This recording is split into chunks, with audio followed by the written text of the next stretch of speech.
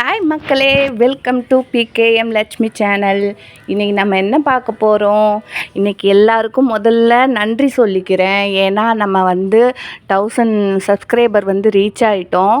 அதுக்காக எல்லாத்துக்கும் நீங்கள் தான் காரணம். அதனால் உங்களுக்கு மிகப்பெரிய நன்றி சொல்ல நான் கடமைப்பட்டிருக்கிறேன். அது மட்டும் இல்லை, இன்றைக்கி ரொம்பவே ஹாப்பியாக இருக்குது. இன்றைக்கி 1000 சப்ஸ்கிரைபரும் ரீச் ஆகிட்டேன். அப்புறம் ஒரு ஹாப்பி நியூஸும் கூட வந்தது. அது நான் நெக்ஸ்ட் வீடியோவில் அப்லோட் பண்ணுறேன். அப்புறம் பார்த்திங்கன்னா, இன்றைக்கி சூப்பராக நம்ம பேசிக்கிட்டே என்னோடய ஃபுல் டெரஸ் கார்டனையும் உங்களுக்கு சுற்றி காமிக்க போகிறேன்.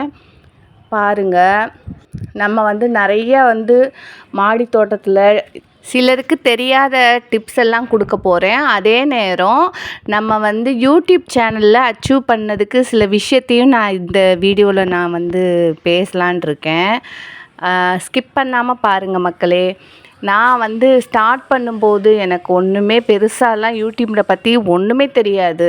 சும்மா ஜஸ்ட்டு இன்றைக்கி என்ன சாப்பிட்றோம், இன்றைக்கி என்ன பண்ணுறோம், இன்றைக்கி ஒரு நேரம் போகலை எனக்கு. ஏன்னா நல்ல ஃப்ரெண்ட்ஸுங்கன்னு பார்த்திங்கன்னா எனக்கு பெருசாக யாருமே கிடையாது.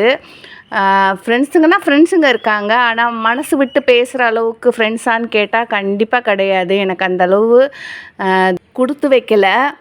அதே மாதிரி என்னோடய ஃபேமிலிலையும் பார்த்திங்கனாக்க சில பேர் பாதி பேர் நான் நல்லா இருக்கணும்னு நினைக்கிறவங்களும் இருக்காங்க.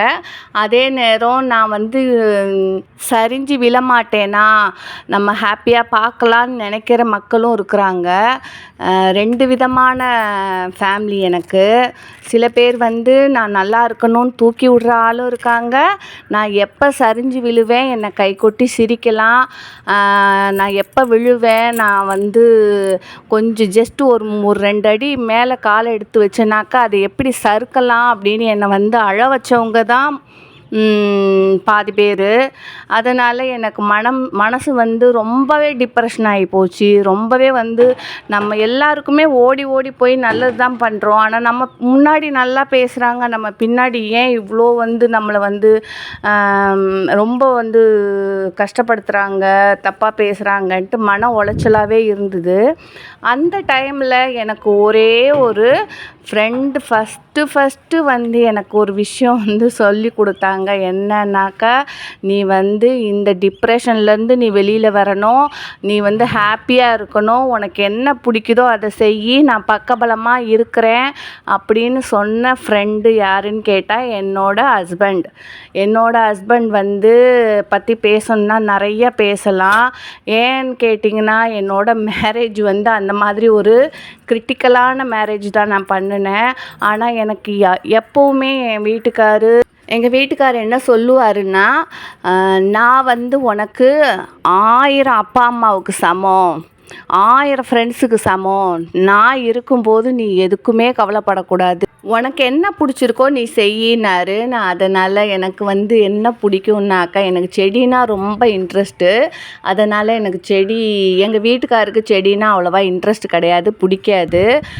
ஆனால் எனக்கு பிடிக்குங்கிறனால என்னை நிறையா டைம் நர்சரி கூட்டிகிட்டு போவார். நிறையா பிளான்ட்டு நிறையா டைம் வாங்கி கொடுப்பாரு. ஏன்னா எனக்கு பிடிக்கும், நான் ஹாப்பியாக இருக்கணும் அப்படிங்கிறனால. எனக்கு என்ன கொடுத்தா ஹாப்பியாக இருக்கும்னு அவருக்கு தான் தெரியும். அதனாலேயே நிறைய பிளான்ட் நர்சரியிலேருந்து அது என்கிட்ட ஆல்ரெடி இருக்கும் பிளான்ட்டு. அதே பிளான்ட்டை வாங்கிட்டு 1000 ரூபாய் 2000 ரூபான்னு வாங்கிட்டு என்கிட்ட கொடுப்பாரு. ஏங்க இந்த பிளான்ட்டு தான் என்கிட்ட இருக்கே, எதுக்கு வாங்குனீங்க அப்படின்னா அவருக்கு அது தெரியாது. ஏதோ பிளான்ட் வாங்கணுன்ட்டு என்கிட்ட இருக்கிற பிளான்ட்டே வாங்கி கொடுப்பாரு. நானும் ஹாப்பியாக வாங்கிக்குவேன். இதுதான் என்னோடய வெற்றிக்கு ரகசியம் மக்களே. பாய்.